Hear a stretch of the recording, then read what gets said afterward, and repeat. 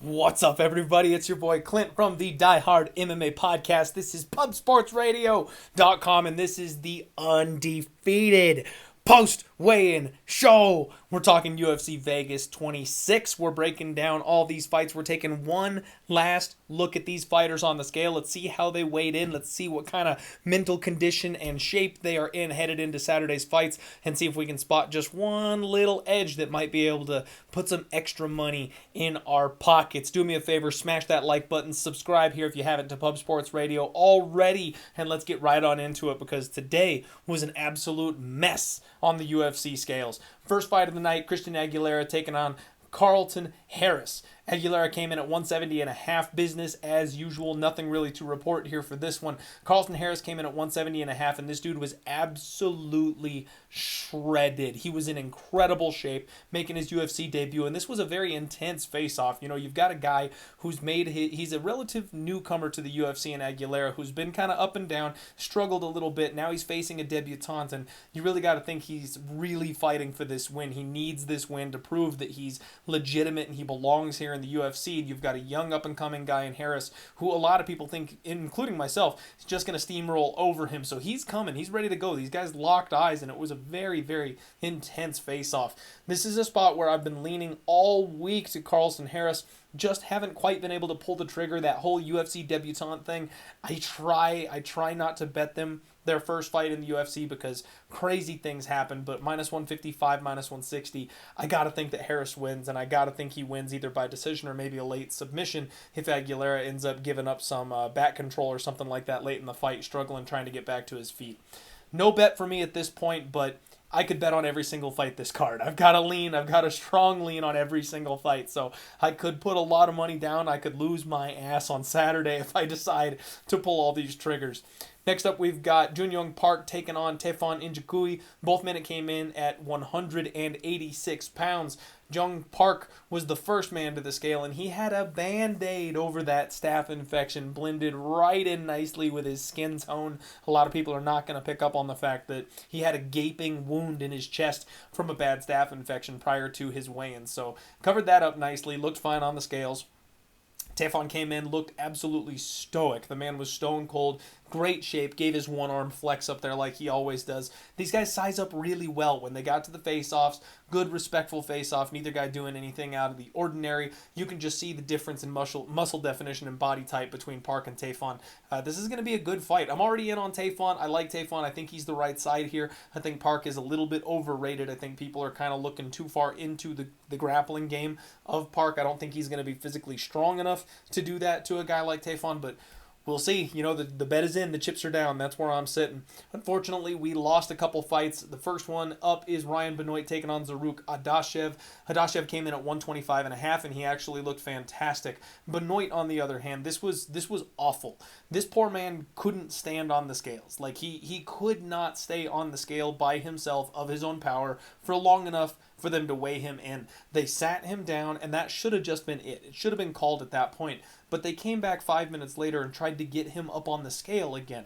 He failed not once but twice to be able to just stand on his own 2 feet for long enough for them to get his weight, and the fight has been canceled. Scary weigh-in, scary scene. That's not the kind of stuff that we like to see happening. So apologies. I know there was a lot of people out there on Zaruk. That line absolutely crashed. I was on the Benoit side of things.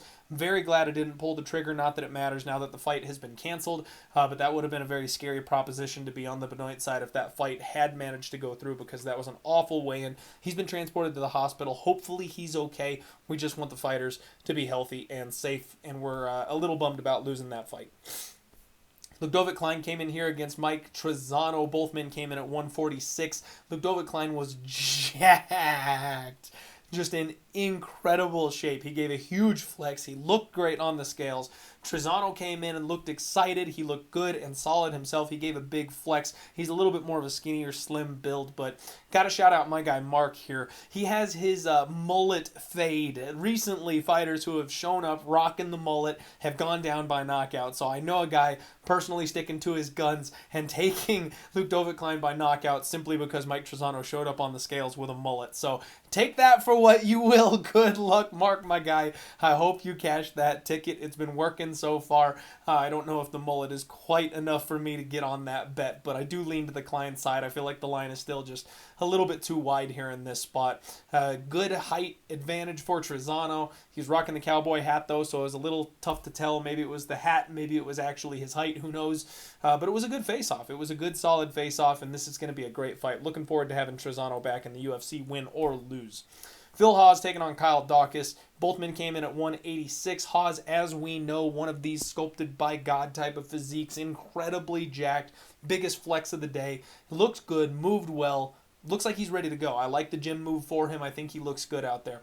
Kyle Daukaus, insane shape. For him, you could actually see some muscle definition in the abs. He's got one of those body types where it's not like a Phil Hawes. He doesn't show up ripped. He doesn't show off all the muscles. He looked good based on his past weigh-ins because his body doesn't really show off the muscle all that well. You can tell he took this fight seriously. Big height advantage for Daukaus. This is a spot where we know Hawes is kind of the short tank type and he fires those big bombs, but I didn't expect Kyle to be as big as he was. So the height and the reach advantage for Daukaus is much more pronounced than I expected. Earlier in the week, I was kind of leaning to Hawes just because I don't know if Daukaus is going to be strong enough to muscle him around, but actually seeing them standing on the scales next to each other, or not on the scales, but facing off, seeing them standing face to face, I don't know that Daukaus needs to be that much stronger than Phil Hawes because he can just kind of lay on him. If it's one of those situations where if they get up against the fence, all Daukaus has to do is lean, and that puts the weight, that puts the pressure on the shorter fighter. So if he just kind of hangs on Phil Hawes, that's going to get that, blood pumping through the muscles. That's going to cause that fatigue that we talked about. This is a spot where I'm already on the under. I like the 2.5 here in this spot. That's a bet I made. I'm on it.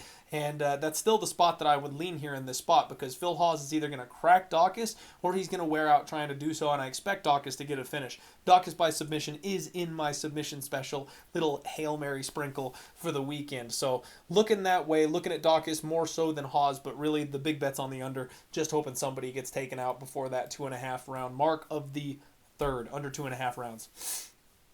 Second fight of the night that we lost, unfortunately, is my dad, Big Ben Rothwell. He came in 264.5, and honestly, he looked a little extra flabby. There was some extra man boobage going on there. He's one of these big, thick heavyweights, but he was softer than even he normally is, I feel like. So he may have dodged a bit of a bullet here. Philip Lins got sick, so this fight has been canceled. That's unfortunate. We're down 2 fights already on the card. Next up, Amanda Ribas taking on Angela Hill. Amanda came in at 115.5. Hill came in at 116. Amanda got on the scale, and as always, smiling, perky, happy-go-lucky. She's just a joy to have in the UFC, honestly. She moved well. She jogged off the stage. No issues with the weight cut. Angela Hill came in full fro. I mean, the size of her head and hair was absolutely ridiculous.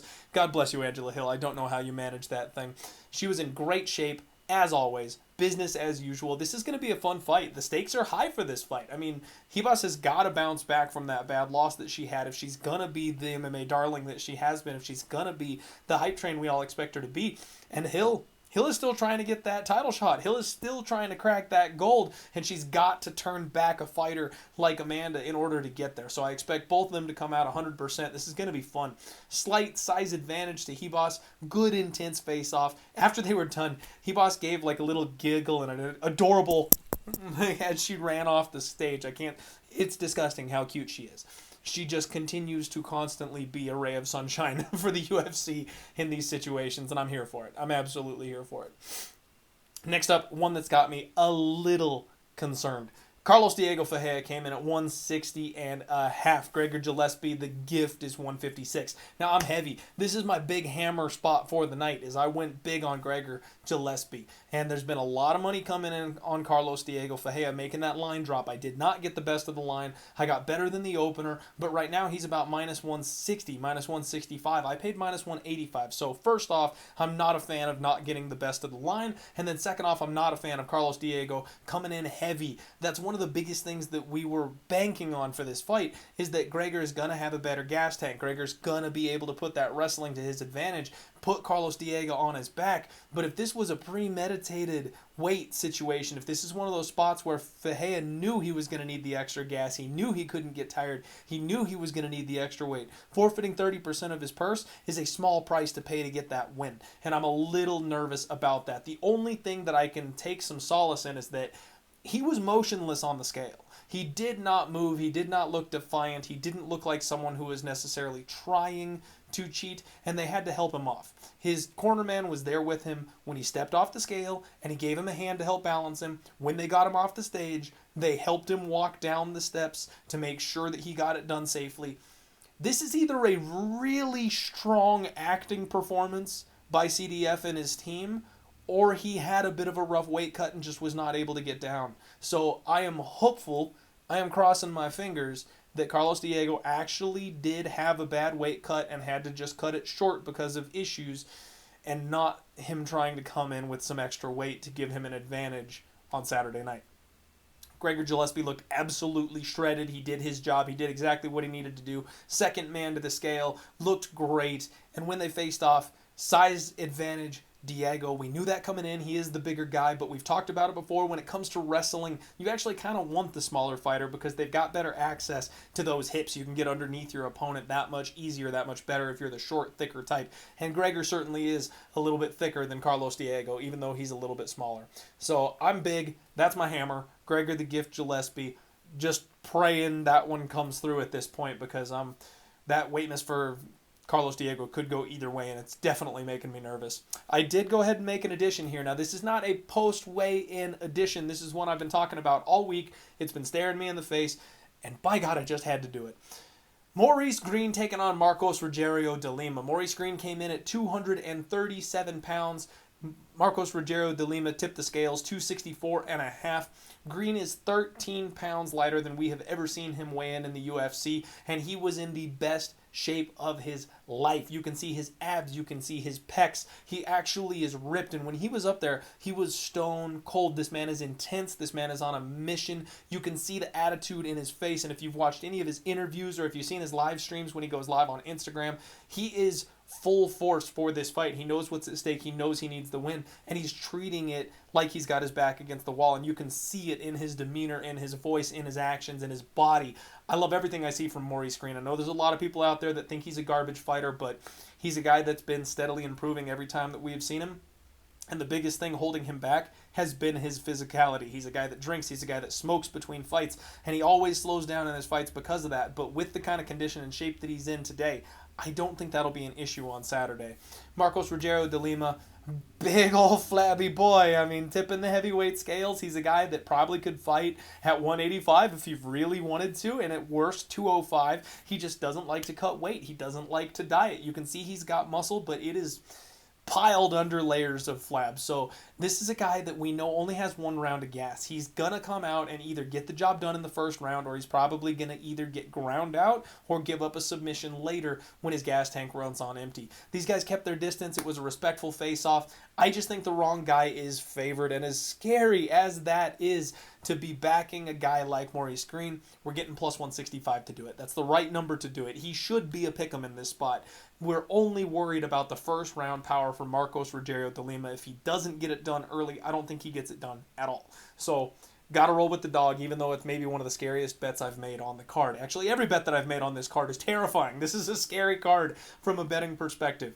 Neal Magny taking on Jeff Neal, the battle of the Neals. We've got Magny coming in at 170.5. He gave a big smile and flex, and he is absolutely shredded. I think this is the best shape I've ever seen Neal Magny come in, and that's saying something, because this is one of those professional style fighters. This is one of those guys that never comes in bad shape, looking flabby, looking soft, and he looked better than we have ever seen him. So he knows this is his Super Bowl. This is a turning fight for him, and he absolutely has to win this one. Jeff Neal, very similar story. He's not taking this one lightly either. He came in at 171. He did need the box of shame. I don't think he expected to need the box of shame, because he got on the scale and he gave a pre-flex. He was ready to flex and show off that body before the guy ever even called out his weight. He was that confident that he was on point. They needed to pull out the box. I'm not worried about it. This is not one of those close, hairy situations where he just barely cut down. I think it was just a slight mistake as far as when they weighed him in the back, or maybe he slugged some water before he got out there. Who knows? But he looked amazing. Both these guys are in absolutely incredible shape.